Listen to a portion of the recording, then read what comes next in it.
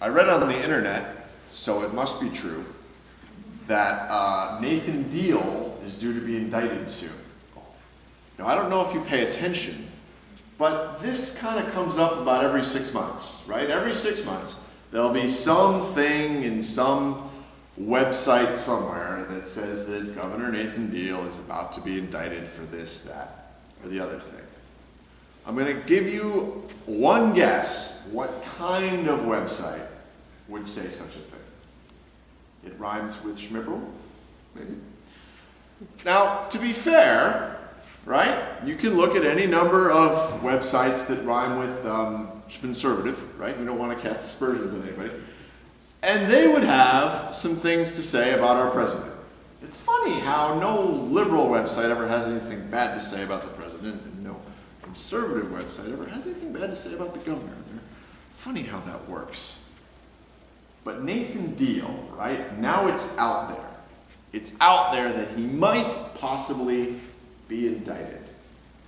So anytime you look him up, you Google the guy, you read about him, that is one of the things that comes up. That word, indicted. That is not a word that I would want to have associated with my name. And I'm guessing it's not a word that you would want to have associated with yours. But it's out there. It's out there, and it ain't coming back. You know, I'm not afraid of being convicted of a crime, because I know that I haven't done anything that would get me convicted of a crime. What terrifies me, though, is being accused of a crime. Because I know that if I was accused of, even if I did nothing wrong, if some crazy person decided that they just wanted to ruin my reputation, how hard would it be? All you have to do is just accuse me of something. Get me arrested, and it's out there for all time. You look up my name, and it says, arrested for whatever it was. That's what worries me. Labels stick, right? Once you put a label on somebody, you can't get rid of it. It's very, very difficult.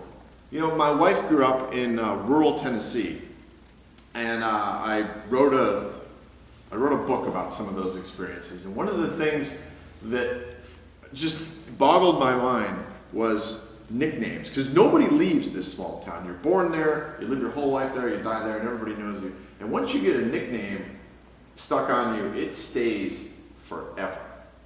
And her grandfather, named Frank Robinson, decided that he wanted to be named Buddy Robinson because when he was growing up in the 20s, there was this very handsome movie star named Buddy. So he was like, hey, all the girls will love me if my name's Buddy because it'll be like the movie star guy, right? And then he wanted to go into business, and nobody wanted to do business with somebody named Buddy. So he's like, no, I want to be called my name now. Everybody just called him Buddy. He was like, but I don't want to be that anymore. And they said, well, that's too bad.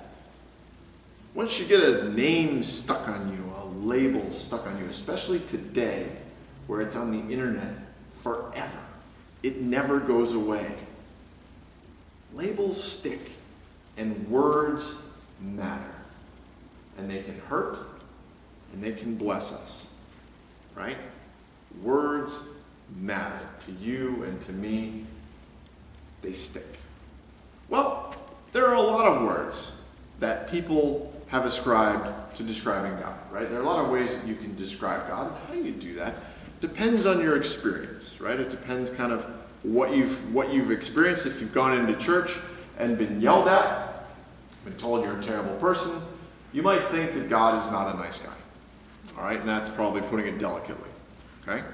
Maybe you have had wonderful experiences. I've had wonderful experiences of my faith. I label God differently from that. I've come to know God as a wonderful, loving God who cares for me and you and all of us. Those are the labels that I put on God. But it's worth asking, what label does God want? I mean, like if you ask God, okay, all right, how would I describe you? What does God say about that? It's this gospel passage. This is what this means. This is one of those, this John passage is one of those kind of philosophical things that you kind of read and it's like, well, I don't really always know what to do with this. In the beginning was the Word, and the Word is capitalized. What's that all about? Like, why is it a capital word? I mean, you just, here, we can go back and we can look at it right here. John 1. In the beginning was the Word with a capital letter, and the capital letter Word was with God, and the Word was God. He was in the beginning with God. All things came into being through him. Okay. What are we talking about here? We're talking about the words that describe God. That's why it's capitalized. It's the Word about God and who God is. It's an old idea. It's a Greek idea that was, they debated the word. They called it the logos. That's the Greek word for it. The Greek word for word is logos, right? They got to have a word for word. To them, that was the understanding of everything. If you understood the logos, if you understood the word, you kind of got the nature of the Creator and God and existence. It's sort of like the meaning of life, right? What's the meaning of life? It's the Word. Whatever that word is. Give me that word and I'll know everything. It's like physics. Modern physicists are trying to find one. The whole goal of physics is to find one formula that explains everything. They just want to know how everything works. That's all. That's all physicists want. They just want to understand how everything works. That's what the Greeks were trying to do. What is the thing that explains God and creation and everything? And what God is saying here is that what explains me and creation and all of that is Jesus. That if you want to know what label to stick on me, God says, Jesus. That's who I am. That's how I want you to see me. That's the reason for everything. If you want to know why, it's Jesus. Which is one of those kind of philosophical things that you go, I'm not really sure what to do with that. The answer to why is Jesus. Well, Jesus gives us, in his life, some fairly easy answers to things, right? What happens if somebody sins against you? What are you supposed to do? You're supposed to forgive, right? We know that because that's in the Bible. That's pretty easy. But not everything that happens in our lives was in the Bible. There's a lot of things that we deal with today that were not even on the radar. Internet rumors, for example. There's a perfect one. What do you do with that? God says, look to Jesus. Look to how he would have handled it. Look to what he would have done. If you want to know what I think about something, or how I feel about something, look at Jesus. And his personality, his characteristics, his traits, his actions will give you a sense of what I think.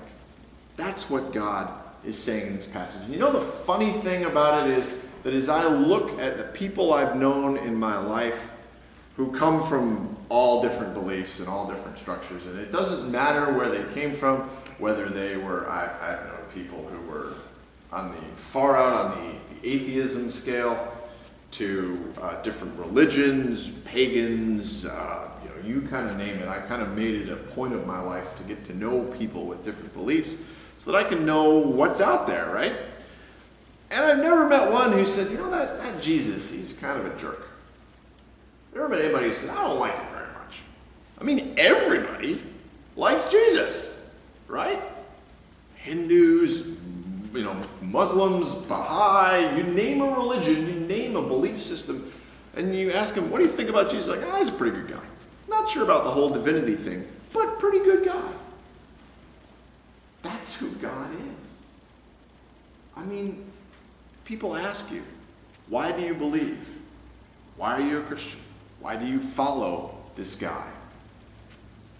It's Jesus. Because if you want to know who God is, look to Jesus. He is the answer. I know that doesn't make a whole lot of sense, but the more you think about it, the more it will. Jesus is the answer.